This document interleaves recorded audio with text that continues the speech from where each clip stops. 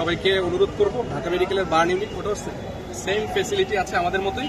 ওনারা already ready আছে, ওনাদের সাথে কথা হয়েছে, ওনারা সার্ভিস দেওয়ার জন্য রেডি। আপনাদের নেক্সট রুগীগুলো যদি আসে ওখানে শিফট করতে হবে। আমাদের এখানে 50 জনের উপরে আসছে, আমরা এক্সাক্ট কাউন্টিংটা এখনো করিনি, কারণ আমরা আমাদের আগে তাদের প্রাইমারি চিকিৎসা নিশ্চিত করবো, দেন আমরা তার নাম, বয়স, ঠিকানা। পুরো ঝলসে যাওয়া বা পুরো শতাংশটা কিরকম, কত পার্সেন্ট শরীর পুড়ে গেছে, যেটা আমরা জানি যে শ্বাসনালী পুড়ে গেলে মৃত্যু ঝুঁকি বেড়ে যায়, আপনার এটা একজনের হাইয়েস্ট 95%ও আছে, কারো 2%ও আছে।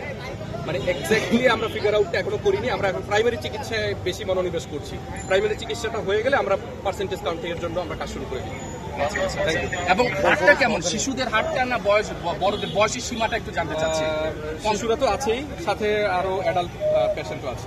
এখন পর্যন্ত কেউ মারা গেছে ভাই? এখন পর্যন্ত কেউ মারা গেছে নাকি এখানে? এখন পর্যন্ত নিহত হয়নি, কিন্তু খারাপ কন্ডিশনে আছে, আশঙ্কাজনক অবস্থায় আছে।